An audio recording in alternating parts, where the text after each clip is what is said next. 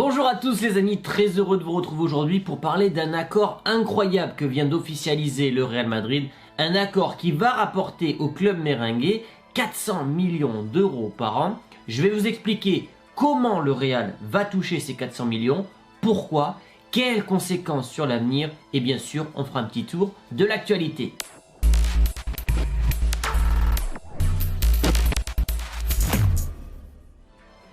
La vidéo est sponsorisée par OneFootball, l'application numéro 1 sur toute l'actualité du ballon rond, plus précisément ce qui nous intéresse nous, le Real Madrid, avec les classements, les résultats, les articles de l'actualité du Real Madrid et tout ça gratuitement avec le lien en description, mais également avec le QR code juste à côté de ma tête. Ce qui vient d'être confirmé, j'en avais déjà parlé en novembre 2021, mais ça risque de changer le futur du Real Madrid.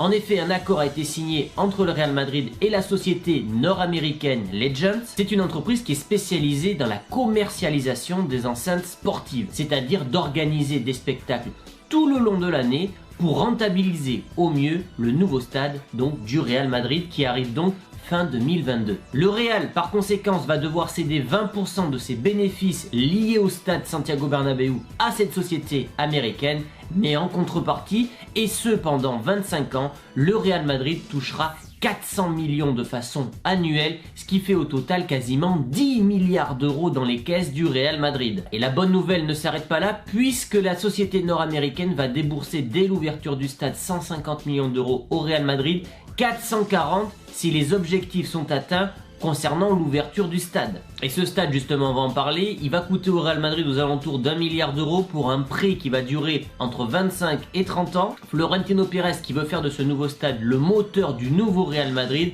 met donc tous les moyens de son côté pour que le Real passe à la vitesse supérieure. Le Real est estimé entre 3 et 4 milliards d'euros. Il veut que d'ici 2025, sa valeur est doublée. Donc les objectifs de Florentino Pérez, les objectifs du Real Madrid sont juste immenses. Et 400 millions d'euros par an, ça va changer considérablement l'avenir du Real Madrid puisque ce dernier va pouvoir clairement concurrencer les méga structures comme le PSG, comme Manchester City et comme Newcastle. Ces rentrées d'argent, ça peut aussi permettre clairement le recrutement d'Mbappé, mais également d'Haaland. On sait que ces deux joueurs coûtent une fortune, notamment en salaire, en prime à la signature, en sponsor, etc. Le Real Madrid est le club le plus attractif au monde pour les stars. Ajoutez à cela une manne financière quasiment illimitée avec cet accord, il n'y aura donc aucun souci, du moins financièrement, pour faire venir Haaland plus Mbappé.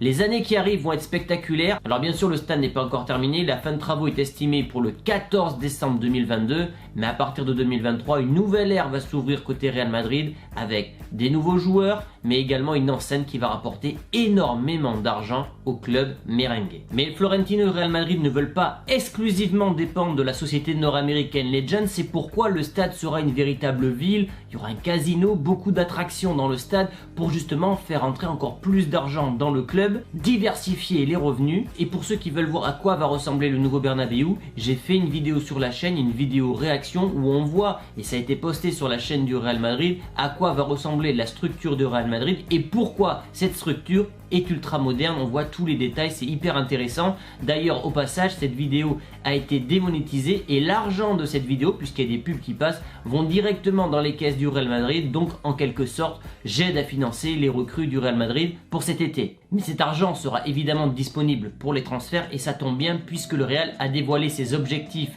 estivaux avec 4 recrues en ligne de mire. Tchouaméni, on va en parler juste après, Haaland, Mbappé et donc le petit Endrick. Endrick, j'en ai parlé, j'ai fait une petite vidéo sur lui. Il a un profil un peu à la Adriano, il joue du côté de Palmeiras. Il a que 15 ans, il pourrait signer au club qu'à partir de ses 18 ans, mais le Real devrait peut-être payer Palmeiras pour un pré-accord. Concernant Mbappé, il y aurait une grosse prime à la signature. On parle de 40 millions d'euros à la prime à la signature, ce qui est quand même pas rien. Un contrat de 20 à 25 millions d'euros, mais pas d'indemnité de transfert à fournir au PSG, ce qui fait quand même pas mal d'économies, surtout quand on connaît la valeur financière du français. De l'autre côté, et c'est là que le Real a un avantage sur son concurrent direct, le Barça, c'est que le Real peut se payer entre guillemets facilement Haaland, contrairement à ses rivaux catalans. En effet, le Barça a des problèmes financiers, on ne sait pas si ce club sera en mesure de se payer Haaland l'été prochain. Ce n'est pas du tout ce problème qui concerne le Real Madrid pour aller acheter le Norvégien, mais le problème réside plutôt dans le fait de faire cohabiter Haaland, Mbappé, Vinicius et Benzema. On aura le temps de reparler de cette saga Haaland. J'ai fait une vidéo spéciale avec le journaliste du journal du Real, Pablo Gallego. Elle est en première page de la chaîne YouTube. Tchouaméni qui est ciblé par le Real Madrid comme étant le remplaçant idéal de Casemiro. Alors peut-être qu'à l'occasion je ferai une vidéo entière dédiée à lui, pour parler des statistiques, de son profil, etc.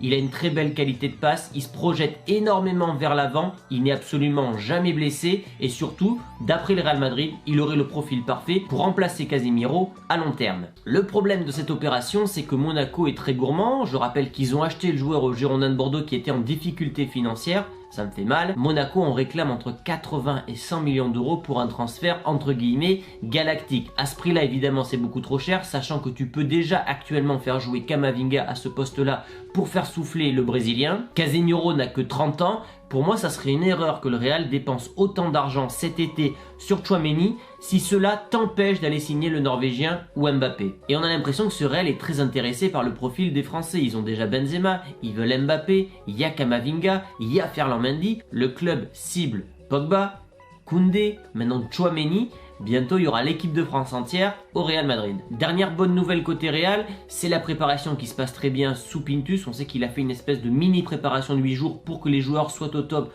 pour la fin de saison et notamment la Ligue des Champions. Et un joueur a eu des résultats très positif, c'est surprenant, c'est Gareth Bale qui n'a pas joué depuis août avec le Real Madrid. Il avait déjà fait une très bonne préparation physique, il avait commencé la Liga en inscrivant un but. Bref, tous les voyants étaient au vert. Carlo Ancelotti, on le sait, adore le joueur, il avait fait des saisons extraordinaires sous ses ordres en 2014-2015. Alors on le sait, le joueur va quitter le Real Madrid, c'est acté. Ça me désole un peu parce que déjà c'est un joueur que j'aime bien, mais je pense qu'il avait vraiment quelque chose à apporter à ce Real Madrid cette saison. Malheureusement, une grave blessure est passée par là, ça a scellé son avenir au Real Madrid, mais je pense que pour cette fin de saison, notamment la Coupe du Roi, les remplacements en Ligue des Champions, je pense que Gareth Bale peut vraiment apporter une plus-value à ce Real Madrid par son jeu aérien, par sa profondeur et par sa qualité de frappe. J'espère qu'il finira de la meilleure manière possible son passage au Real Madrid, qui aura quand même été tumultueux avec des hauts et des bas. Mais s'il veut qu'on garde un excellent souvenir de lui malgré quelques frasques avec Zidane, je pense que cette fin de saison est très importante pour lui. D'ailleurs, on parle peut-être d'une fin de carrière à la fin de saison.